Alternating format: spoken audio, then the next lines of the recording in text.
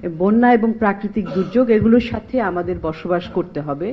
বন্যা তো আমাদের যুগ যুগ ধরে বাংলাদেশে বন্যা হয়ে এসেছে এবং বন্যার সাথে খাপ খাইয়েই আসলে বন্যা আক্রান্ত জনগণ তাদের জীবনযাপন করে থাকে এবং ভবিষ্যতেও যে বন্যার প্রকোপ কিংবা বন্যার প্রাদুর্ভাব কমবে সেটা বলা যাচ্ছে না, কারণ আমরা আগেই বলেছি যে জলবায়ু পরিবর্তনের প্রভাব খুবই তীব্র বাংলাদেশের উপরে।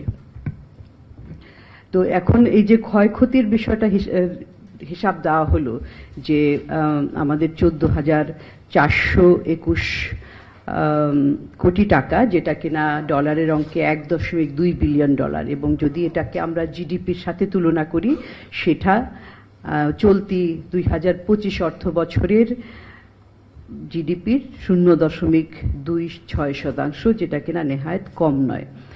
এটা তো একটা অঙ্ক যেগুলোতে যে সমস্ত খাতকে আমরা টাকার অঙ্কে হিসাব করতে পারি, ক্ষতিপূরণ, কৃষিজাত পণ্য, চাল, ধান ইত্যাদি এবং গবাদি পশু, রাস্তাঘাট, যেগুলোর কিনা আমরা সহজেই আর্থিক মূল্যায়ন করতে পারি, কিন্তু তার বাইরেও কিন্তু যেগুলো রয়েছে যেগুলোকে আমরা টাকার অঙ্কে হিসাব করতে পারি না, সেগুলোর ক্ষয়ক্ষতি সেগুলো টাকাতেও ক্ষতিপূরণ করা যায় না। যেমন মানুষের জীবন যখন চলে যায়, তারপরে আপনার অসুস্থতা থাকে, দীর্ঘমেয়াদী অসুস্থতা যেটা থেকে পরিত্রাণ পাওয়া যায় না, সেগুলোর ক্ষতিও কিন্তু, যেগুলো ইনভিজিবল ক্ষতি, সেগুলো কিন্তু আমরা হিসাব করি না, তবে সেটা একটা ভয়াবহ ক্ষতি। সুতরাং আর্থিক এবং অআর্থিক ক্ষতি দুটো মিলেই কিন্তু বন্যার প্রভাবটা আমাদের জীবনে অনেক গভীর।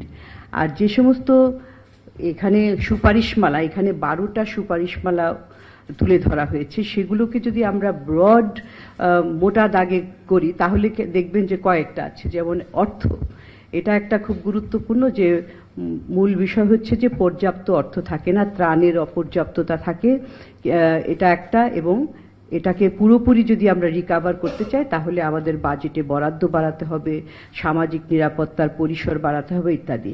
এবং আরেকটি বিষয় হচ্ছে যে এখানে অন্যতম একটা বিষয় যে কৃষি এবং খাদ্য ব্যবস্থাপনা, সেটার একটা, আমরা সামগ্রিকভাবেই যখন বলি যে বাংলাদেশের খাদ্য নিরাপত্তার কথা, তখন একটা বিষয় আসে যে বাংলাদেশের যে কৃষিজাত পণ্য, কৃষির হিসাবের বিষয়টা একটা রয়েছে, এবং খাদ্য ব্যবস্থাপনাটা আরও বেশি, শুধুমাত্র বন্যার জন্য না, বাংলাদেশের যে বর্ধিত জনগোষ্ঠী কিন্তু সীমিত ভূমি, সেটার প্রেক্ষিতেই কিন্তু এই কৃষি এবং খাদ্য ব্যবস্থাপনাটার উপরে জোর দিতে হবে।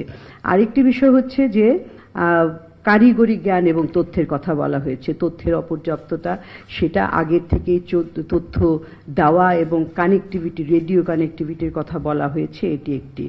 তারপরে আরেকটা সবসময় শুনে থাকি, বন্যা কিংবা যে কোনো ধরনের দুর্যোগ হলে জনসম্পদে জনবলের অভাব, যে অনেক সময় টাকা আছে কিংবা বন্যার ত্রাণ রয়েছে, কিন্তু সেগুলো পর্যাপ্তভাবে সময় মতো ক্ষতিগ্রস্ত মানুষের কাছে পৌঁছে দেওয়াটা, এটা একটা রেগুলার ঘটনা। এটা আমাদের যুগ যুগ থেকে আমরা সবসময় শুনে এসেছি যে জনবলের আপনার অভাব, সেটার কেন প্রস্তুতি থাকবে না।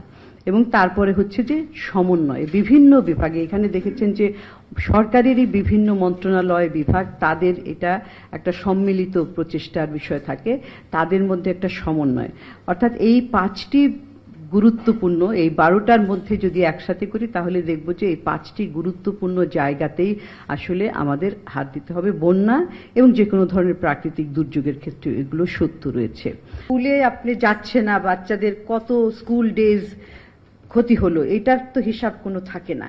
তো সমস্ত হিসাবগুলি আসলে অবকাঠামো, সেই জন্যই আপনার কোয়ালিটেটিভ ইন্ডিকেটরগুলির হিসাব, এই সমস্ত যেগুলো আমরা করে থাকি সেটা থাকে না, এবং করাটাও দুঃসাধ্য। করা যে যায় না তা না, এমনকি আপনার মানুষের জীবনেরও হিসাব করা যায়, ইকোনমিস্টরা করে থাকেন, সেটা আবার প্রশ্নবিদ্ধ, কারণ ভ্যালু জাজমেন্টের বিষয় থাকে। কিন্তু ওটার যে ক্ষতিটা হয় কোয়ালিটেটিভ হলেও, যাই হোক, মনে করেন 100 ছাত্র যদি স্কুলে না যায় 2 মাস 3 মাস, তার যে শিক্ষার যে ক্ষতিটা, এটা তো পূরণ করা অনেক কষ্টসাধ্য হয়। আমরা কোভিডের সময় দেখেছি যে লার্নিং লস যেটা হয়েছে ওইটা রিকভার করতে অনেক সময় লেগে যায়, এবং পার্টিকুলারলি যারা গ্রামে গঞ্জে থাকে, যে সমস্ত ছাত্রছাত্রীরা, তাদের তো আসলে অনেকেরই দরিদ্র থাকে, অনেকেই স্কুলে যাওয়ার চাইতে তাদের বাবা মারা পাঠায়, কিন্তু তারপরেও তাদের কিন্তু অনেক সময় জীবিকার জন্য চলে যেতে হয়। এখন তারা যখন বন্যার পানি সরে যাবে, তাদের প্রত্যেকেরই তো জীবনযাত্রা ধারণ করতে হবে জীবনের, মানে তখন অনেককেই হয়তো তারা ওই আয় কোনো কাজে যুক্ত করে দিবে, তখন একটা ঝরে পড়ার যে একটা টেন্ডেন্সি থাকে, ওটার তো রিস্ক রয়েই যায় আসলে।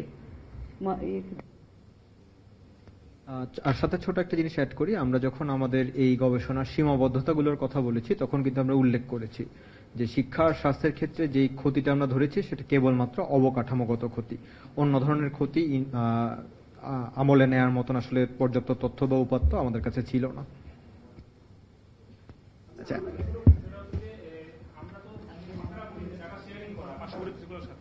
ডাটা শেয়ারিং করা বাদে অন্য কোনো উপায় আমাদের আছে কিনা? এখন তারা ডাটা শেয়ারিং নাই করতে পারে, তাদের ইচ্ছা। এখন আমাদের কি করা যেতে পারে ডাটা শেয়ার না করে তারা? ধন্যবাদ। আচ্ছা, ধন্যবাদ। আমি মনে হয় একটু চেষ্টা করি কিছু, আমি যদিও ওই বিষয়ে আমার বিশেষজ্ঞ জ্ঞান নেই, কিন্তু আজকের প্রেজেন্টেশন থেকে যতটুকু বুঝতে পেরেছি সেখান থেকে আমি যদি কিছু পয়েন্টস আপনাদের সাথে শেয়ার করতে চাই। প্রথমত হলো যে এবারের এই দুর্যোগ মোকাবেলাটি অন্তর্বর্তী সরকারের জন্য দুর্যোগ মোকাবেলায় প্রথম টেস্ট কেস ছিল, এবং নতুন একটি সরকার ক্ষমতায় আসবার মাত্র 12 দিনের ভিতরে আমরা দেখতে পেয়েছি যে এই দুর্যোগের সংক্রমণ হয়েছে। ওই সময়কালে মাঠ পর্যায়ে প্রশাসন একেবারেই সক্রিয় ছিল না। সরকারের নতুন যে রাজনৈতিক নেতৃত্ব তারাও তাদের নিজেদের দায় দায়িত্ব পুরোপুরি বুঝে নিতে পারেননি, এবং নতুন এই প্রেক্ষাপটে কিভাবে এটাকে মোকাবেলা করা হবে তার জন্য একটা অন্তর্বর্তী দ্রুত ব্যবস্থা হিসেবে এনজিও সেক্টরকে সেখানে যুক্ত করা হয়েছে, এবং তার মাধ্যমে অনেকটা চেষ্টা করা হয়েছে যে যতটুকু সম্ভব এই দুর্যোগটিকে কিভাবে মোকাবেলা করা যায়। তো সেই জায়গাটিতে আমরা কেন এইবারের এই গবেষণাটি করলাম তার একটা বড় কারণ হলো, আমাদের কাছে মনে হয়েছে যে এবারের বন্যার পরপরই বন্যার কারণ, এর প্রতিক্রিয়া, সরকারের উদ্যোগ, এগুলো নিয়ে বিভিন্ন ধরনের বিভিন্নমুখী ব্যাখ্যা বিশ্লেষণ দেশের ভিতরে হয়েছে, এবং সেই জায়গা থেকে একটা বৈজ্ঞানিক একটা সিদ্ধান্তে আসা, একটা বিজ্ঞান মনস্ক তথ্যবহুল একটা জায়গায় কিছু সিদ্ধান্তে নিয়ে যাওয়া, এটা খুব জরুরি আমাদের কাছে মনে হয়েছে, এবং সেটার একটা বড় রকমের অনুপস্থিতি আমরা দেখছিলাম, এবং সে কারণেই আমরা 2004 সালে যেমন করেছিলাম, আমাদের কাছে মনে হয়েছে যে এবারের এই বন্যার প্রকৃতিগত কারণে আমাদের সিপিডির পক্ষ থেকে একটি নিবিড় গবেষণা করার প্রয়োজন রয়েছে। সে কারণে আমরা এখানে ইনভলভ হয়েছি, এবং যেটা আপনারা গবেষণা থেকে বুঝতে পেরেছেন যে এবারের এই বন্যা প্রকৃতিগতভাবে ভিন্ন ছিল, এবং ভিন্নতা এই কারণেই যে এটা নতুন কিছু অঞ্চলকে এফেক্ট করছে। সচরাচর যে প্রচলিত অঞ্চলগুলো তার বাইরে নতুন নতুন অঞ্চলগুলো এর মাধ্যমে এফেক্টেড হচ্ছে। অর্থাৎ বলার বিষয় হলো, এই যে জলবায়ু পরিবর্তনজনিত কারণেই হোক, মানব সৃষ্ট কারণেই হোক, অথবা অন্য যে কোনো প্রাকৃতিক কারণেই হোক, বাংলাদেশ আগামীতে আরো অনেক বেশি সংখ্যক এই ধরনের দুর্যোগের মধ্যে পড়বে। এই বাস্তবতাটাকে মেনে আমাদের আগামী দিনের দুর্যোগ মোকাবেলার কার্যক্রম সাজাতে হবে। আমি যদি এর ভিতরে যেটি এবারের বন্যা আপনারা দেখবেন যে এবারের বন্যাটা কিন্তু দীর্ঘস্থায়ী হয়েছে, পানি কিন্তু নামছিল না, বন্যা থেমে গিয়েছে কিন্তু পানি নামছিল না, এবং তার কারণে আমরা যেটা দেখেছি যে উপদ্রুত অঞ্চলগুলোতে এর যে এফেক্ট সেটা অনেক দীর্ঘস্থায়ী হয়েছে এবং ক্ষতি অনেক বেড়েছে। আমাদের কাছে এবারই প্রথম আমাদের কাছে মনে হয়েছে যে আমরা কখনোই বাসাবাড়ির পিছনে এত ক্ষতি, এটা কিন্তু আগে কখনো আমরা লক্ষ্য করিনি। এই যে গৃহস্থালী বা বাসা, নিজেদের বাসা নষ্ট হয়ে যাওয়া এত বড়ভাবে, এটা কিন্তু আগে সবসময় এসছে হলো অবকাঠামো। আপনারা দেখবেন অবকাঠামো, এটাই স্বাভাবিক, আমাদের মতো জায়গায় অবকাঠামো। কিন্তু এবার যেটা হয়েছে যে অবকাঠামো দীর্ঘদিন যাবৎ সাবমার্জ থাকা, পানির নিচে থাকার জন্য সেটাও ক্ষতি হয়েছে। আবার বাসাবাড়িগুলো দীর্ঘদিন যাবৎ পানিতে থাকার কারণে সেটা যদি মাটিরও হয়, অথবা সেটা যদি পাইপের যে সমস্ত পাইপ দিয়ে করা হয় সেই পাইপেরও হয়, অথবা সেমি পাকা হয়, সবগুলো এখানে অনেক ক্ষেত্রেই ধসে গেছে, টিকানো যায়নি দীর্ঘদিন যাবৎ পানি থাকবার কারণে। ফলে প্রকৃতিগতভাবে আমাদের অনুধাবন করা দরকার, এই ধরনের বন্যার প্রকোপ বাংলাদেশে আগামীতে বাড়বে, এবং তার জন্য এই যে ক্ষয়ক্ষতির যে হিসেব আমরা দিলাম, আমি হিসেব করার চেষ্টা করেছি। এই হিসেবের ভিতরে এবার আমি যেটা দেখলাম আশ্চর্যজনকভাবে, আমি গড়ে একটা বোঝার চেষ্টা করলাম, এবার ব্যক্তি খাতে বেশি ক্ষতি হয়েছে সরকারি খাতের চেয়ে। অর্থাৎ আমি ব্যক্তি খাতের ভিতরে যদি আমি বাসাবাড়ি, কৃষি এবং শিল্প প্রতিষ্ঠানগুলো যদি ধরি এবং বাকিগুলো যদি সরকারি খাতের বিনিয়োগের কথা চিন্তা করি, তাহলে আমি দেখতে পাচ্ছি 53% ক্ষতি হয়েছে হলো বেসরকারি খাতে এবং 47% হয়েছে হলো সরকারি খাতের যে সমস্ত ক্ষতি। 53% বলতে দাঁড়ায় $636 মিলিয়ন, এবং সরকারি খাতের যদি বলি তাহলে $524 মিলিয়ন। এই যে ব্যক্তি খাতের ক্ষয় বাড়ছে, এই ক্ষয়ের পরিমাণ কিন্তু আগামীতে আরো বাড়বে। সুতরাং আগামী দিনে যে ধরনের দুর্যোগ সংক্রান্ত যে ধরনের সহযোগিতা আমরা চিন্তা করছি, সেই সহযোগিতা কাঠামোটিতেও পরিবর্তন আনতে হবে। তার কারণ বলছি এ কারণে, আগামীতে শর্ট টার্ম যে ক্রেডিট দেওয়া হয়, যেমন বন্যা চলে যাওয়ার পরে উপদ্রুত কৃষকদের জন্য বীজতলা করা, বীজের জন্য দেওয়া হয়, এই সবগুলো দেওয়া হয়, এগুলো আমরা বলে থাকি শর্ট টার্ম ক্রেডিট যেটা দেওয়া হয়। কিন্তু আগামীতে ব্যক্তি খাতের এই সমস্যা চিহ্নিত করে এবং সমাধানের জন্য লং টার্ম ক্রেডিট সাপোর্ট লাগবে। অর্থাৎ বাড়িঘর ঠিক করবার জন্য আপনাকে ক্রেডিট সাপোর্ট দিতে হবে, লো কস্ট ক্রেডিট সাপোর্ট দিতে হবে, যেগুলো কিন্তু পূর্বের এতটা হয়তো বড়ভাবে প্রয়োজন হতো না। সুতরাং সেই রকম ধরনের আমাদের নতুন ধরনের ফাইন্যান্সিং স্ট্রাকচার বা যে জিনিসগুলো, এটা আগামীতে আমাদের জন্য অনেক বেশি আসবে বলে আমাদের কাছে মনে হয়। এবং দুর্যোগ প্রস্তুতি এবং ব্যবস্থাদির ক্ষেত্রে আমাদের কাছে যেটা মনে হয়েছে যে এই সংক্রান্ত ক্ষেত্রে আমাদের অনেক বেশি বিজ্ঞান মনস্কতার দরকার আছে। কে এই দুর্যোগের জন্য দায়ী, এটার জন্য আমরা বিভিন্ন ভাবে অঙ্গুলি নির্দেশ করেছি, এ দায়ী, সে দায়ী, এটা দায়ী, সেটা দায়ী। কিন্তু দুর্ভাগ্যজনকভাবে প্রকৃত কারণটি, বৈজ্ঞানিক কারণটি আমাদের জানার সুযোগ খুব সীমিত ছিল।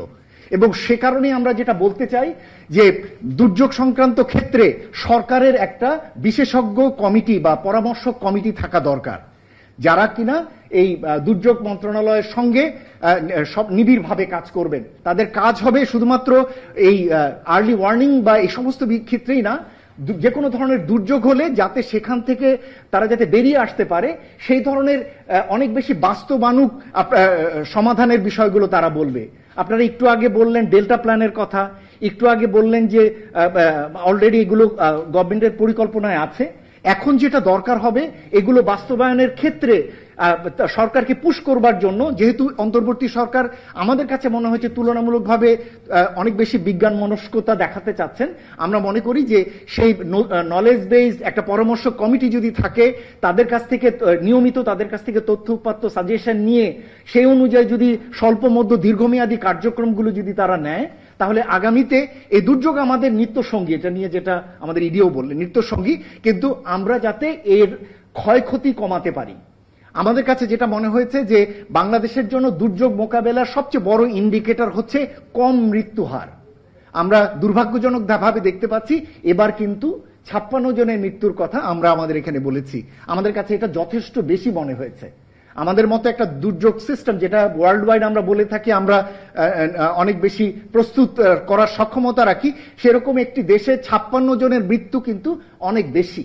সুতরাং আগামী দিনে একটা বড় ইন্ডিকেটর হবে এমন সিস্টেম করা যাতে ক্ষয়ক্ষতি হোক কিন্তু মৃত্যু ঝুঁকি যাতে আরো কমিয়ে আনা যায়, এরকম ধরনের সিস্টেম আমাদেরকে চিন্তা করতে হবে। এটুকুই আপনাদেরকে বলার ছিল।